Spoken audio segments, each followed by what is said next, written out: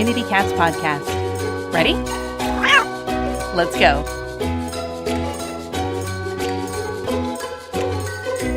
Welcome to the Community Cats podcast. I am your host, Stacy LeBaron. I've been involved helping homeless cats for over 20 years with the Merrimack River Feline Rescue Society.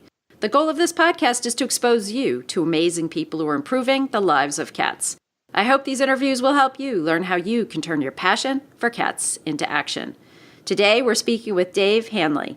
Dave is the CEO of Tomorrow, which offers a free legal will to anyone who wants one. One feature is that you can pick out a guardian for your pets and let that person know through the app. That way, if the unthinkable happens, you'll know your fur babies are okay. Dave is the pet parent of twin sister rescue cats and human parent to 4 kids. He is a serial entrepreneur who has sold companies to Amazon and Deloitte, now tackling the social need of the 50 million children and 80 million plus cats who don't have a guardianship plan in place. Dave, I'd like to welcome you to the show.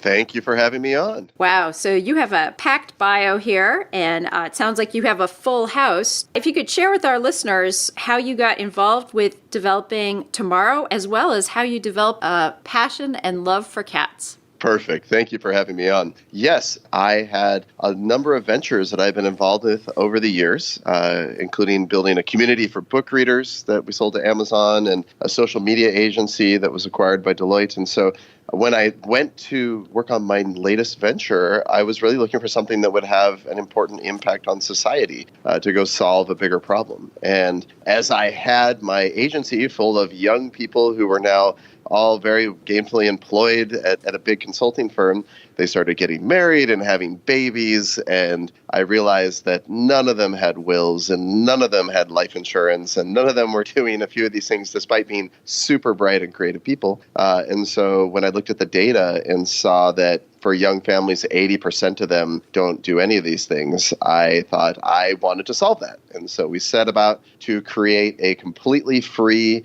legal will that you make on your phone using an app. And then there's features in there that also help your family become more financially sound. The first one that we had was the life insurance. And so we have this social visual way to make a will. And as we're building out the family, your children and your spouse or partner, your family members who are going to be guardians and other things, we added our pets. And so you can now go in there and actually choose who's going to watch my pets.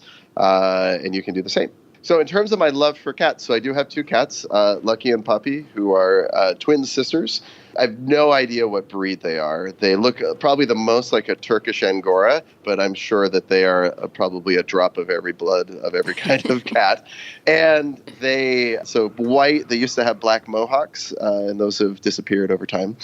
But my love of cats actually came one Christmas when my sister, who's just a year old with me, all she wanted was a kitty. And a gray tiger was brought to her by Santa Claus, this tiny, tiny little kitten. And we had her, and then she disappeared. We were worried, did she go out the door? What happened to her? And we looked all around and scavenged, and we didn't know what to do. And my sweet parents had us little kids, and then we knelt down and said a prayer that we could find this cat. And my dad walks right over to like a hide-a-bed couch and reaches inside of there and felt the fur of this little gray tiger. And so I always felt a connection, whether it's spiritually or physically, to cats. And that's where it all began. And was that cat your sister's cat, or did that cat become your cat? She became a family cat. So my sister loved that cat, still has cats, has always had cats. And so that, I didn't try and take over that ownership. But it turns out that the cats really like me. And so they also like her, but they like to come and sit on me, and especially if I'm working or reading and whatever it is. In fact, they like to sleep on my face, which makes me draw boundaries about where they do sleep at night.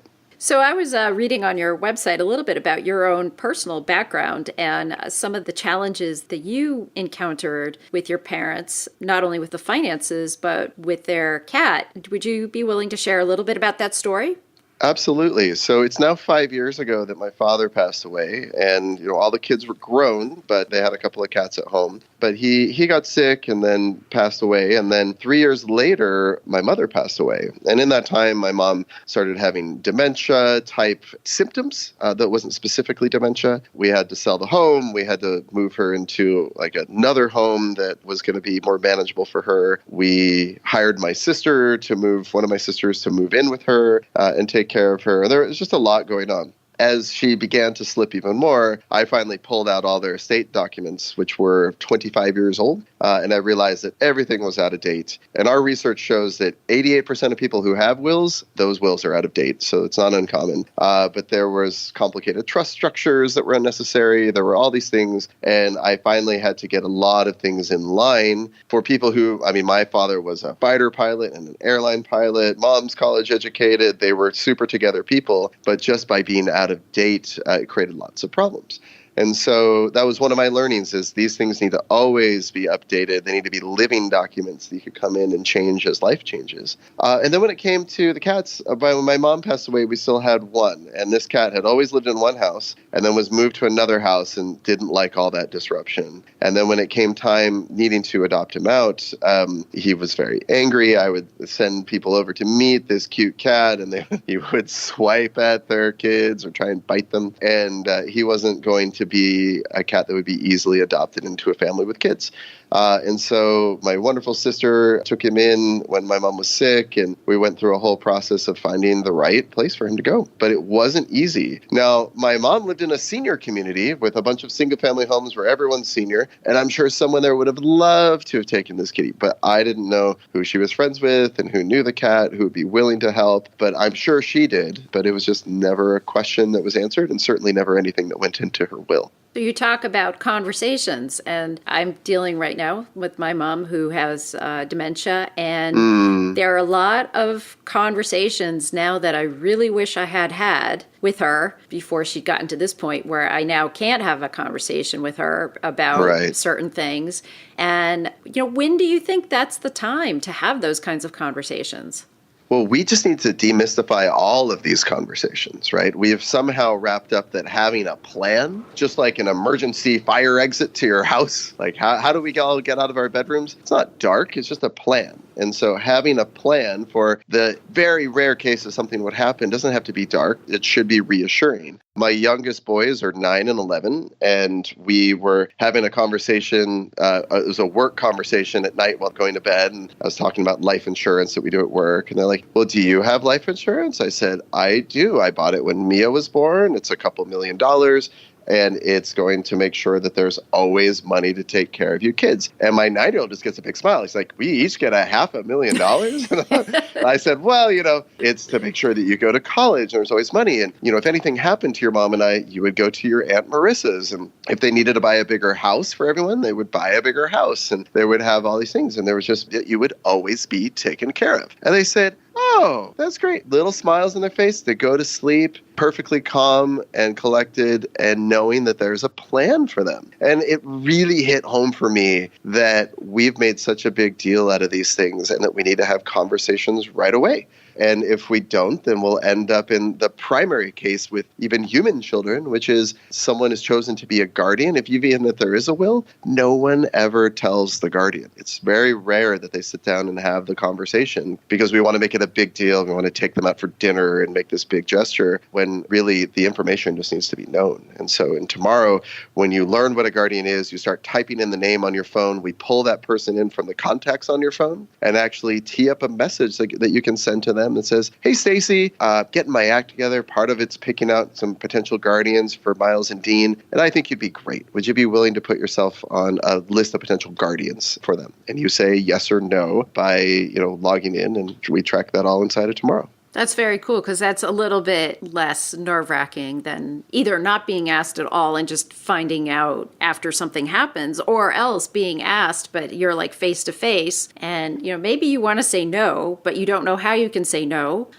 There's like a pressure situation too, or you feel like you're obligated. I mean, if you're a sibling, a lot of siblings feel like they have to say yes, but you really don't have to say yes if you don't feel comfortable. But then there's like all that baggage that goes along with it. maybe that's a way to be able to have a lighter level conversation before getting into the family dynamic thing. Well, I think you're right. And part of it is that these feel like very monolithic documents. It's a yes forever. Right. And so the change for who the primary guardian is for my kids, wonderful Aunt Marissa, it used to actually be my sister who, is a little older and has her kids and nice culturally aligned. But then Marissa, who's the youngest sister, is far more culturally aligned with us. I think that how she would finish the raising of my kids would be very similar to how I would want it to happen. And she had become a mother as well. And so she was now ready. So before it's like, okay, I got to redo my will and I got to go call the lawyer and I got to spend $500 to effectively change a name. And tomorrow you literally just like drag and drop people around, tweak the things how you like it, add a couple of new backups in case, Marissa isn't able to for some reason. And then you just print out your will and we tell you how to sign it. So let's talk about cats. Yes. Many of our listeners own cats. Many of them own a couple of cats. Many of them own a couple of dozen cats. And so how would you recommend they provide for those cats in your app? Pull out your Android phone or your Apple phone, download the Tomorrow app, just type in the normal word tomorrow. You'll download it, get started, and then go into the family section, and at the bottom, you'll see your pets. So you can add cats, you can add 12 cats. For each one, you decide who's going to watch each cat. So you take a picture of the cat, you write down the name of the cat, you can write things that are special about the cat, everything from dietary preferences to where you adopted her, whatever it would be. And then you choose someone you think would be a good guardian, and you can put a few backups. We always recommend always have 3 people, the main person and 2 backups, and then they'll be notified through Tomorrow, which is optional, but most people do it. And then you can say, hey, would you be willing to do this? And if they say no, then we let you know. If they say yes, we let you know. And then all of that gets written right into your will, which is great if you have 12 cats, because it's very hard to find someone who's willing to take 12 cats. And if there is a person who's willing to take 12 cats, they're probably listening to this podcast. But 1 at a time or 2 at a time. And then also, we live longer than our cats. I've lost many cats in my life. And so this idea of doing a will and then paying each time when you adopt a new cat, or maybe you have a community cat or a cat that you feed out your back door, adding some of this detail in, adding and removing cats will make it so that your will and the wishes are always up to date and your cats are always taken care of.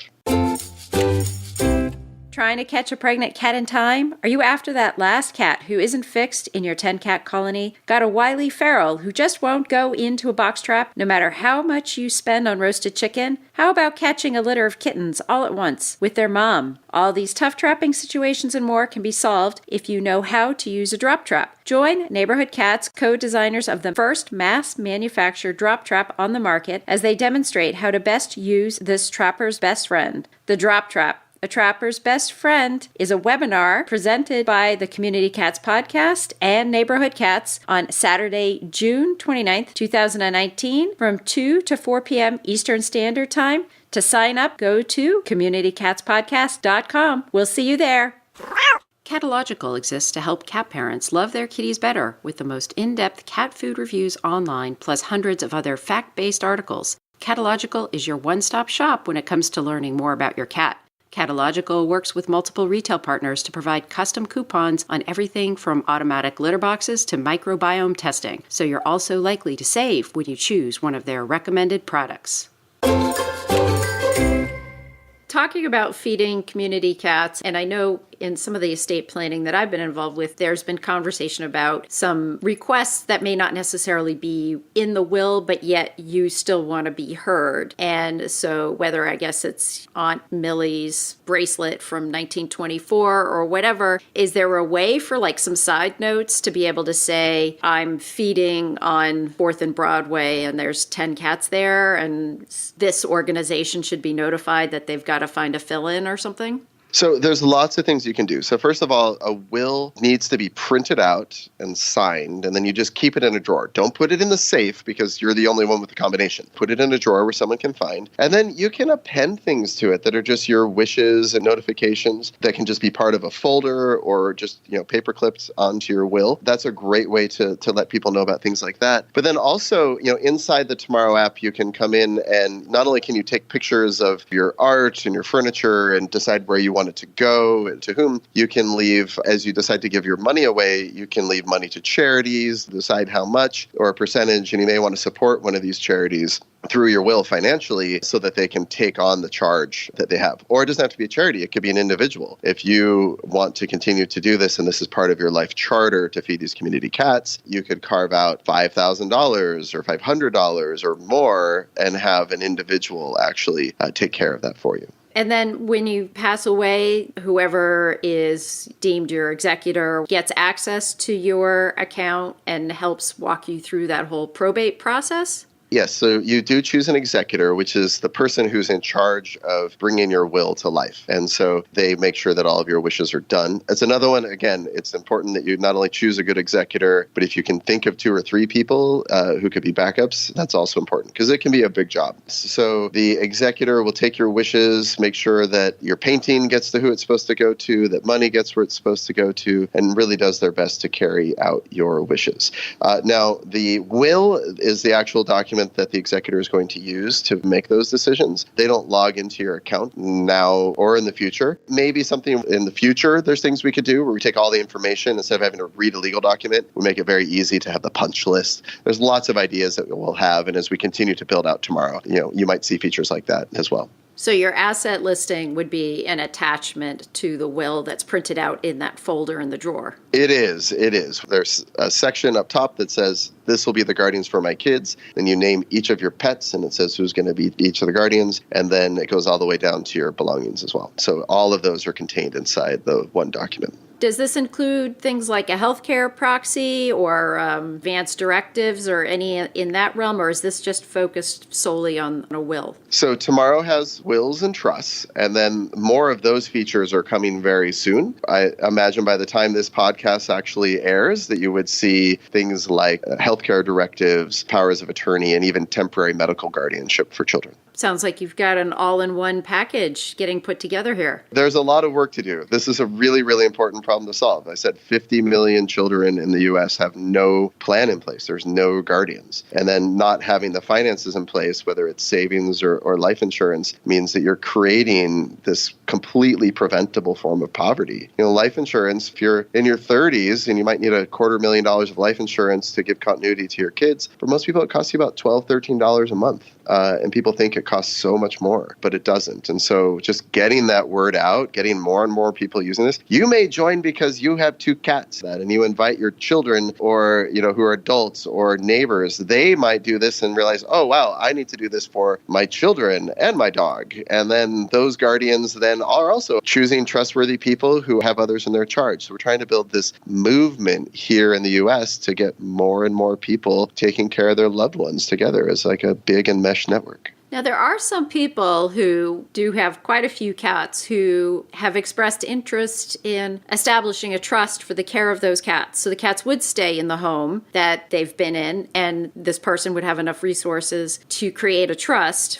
to be able to fund the care of those cats until the end of their days. Is that something that this app could help guide them through, or is that something they're going to have to go to a private attorney for? When it comes to trust, yes, the Tomorrow Trust, which is a revocable living trust, does set up that longitudinal care where over time you're able to take care of kids until they're fully grown, and then money gets distributed to them for education and support and whatever is needed until they're grown, and then they can get the balance. We don't do specific pet trusts. If you have specific things that you want to do, especially where the cats would stay and how the funds would be taken care of, it's a conversation with a lawyer. It could be something that you use tomorrow for most things, and then you have this separate trust that you use to take care of those cats. But there are actually even specialized attorneys who work on estate planning involving animals, but it probably is something that you can find just looking up in your own neighborhood. If folks are interested in signing up for the app, and I'm going to say this multiple times just because I don't think people are going to believe it, this app is free, correct? Correct. Completely free, no strings attached. And just so you understand, there's a small percentage of people who buy life insurance through the app, and that's how we build a business. That's how we support ourselves. But everything that we've talked about regarding the wills is completely free. It'll take you 5 minutes to do, and you'll have a complete plan in place by the time you want to start your next podcast. So the website or how people should download the app? The easiest way to do is just open the App Store on your phone, type in Tomorrow, and you'll download the app. There's a couple 100,000 people using it, so it's always right there on top. Or if you want to learn more, you can go to our website, which is tomorrow.me. That's tomorrow.me. And you can go in and read more and see what the app looks like before you jump right in. Dave, is there anything else you'd like to share with our listeners today? I guess what I want to say is do this for yourself, do this for your cats and your children, but know also that by you taking this step and by you doing this work as you invite other people to play these roles in your will, whether they're simply an heir you're leaving to or someone that you're asking to be, say, a guardian or an executor, you're going to inspire them to do this thing themselves. And I hope that that motivates you as well, that they can follow your example and to do these super important things. And it's now finally easy. So do give it a try. And if you have ideas on how we can make it better, just shoot me a note. It's easy to contact us from the website. Dave, I want to thank you so much for agreeing to be a guest on my show, and I hope we'll have you on again in the future. Thank you so much for having me. Join us June 21st through 23rd for a kitten-focused event presented by the National Kitten Coalition and the Community Cats Podcast. This 3-day virtual gathering will feature presentations by experts on raising and saving kittens, setting up and managing kitten-centered shelter programs, and more. Early bird tickets are available now through April 30th for just $50, and after that, $75 tickets will be available through June 22nd. So don't wait, sign up for the 2019 Online Kitten Conference.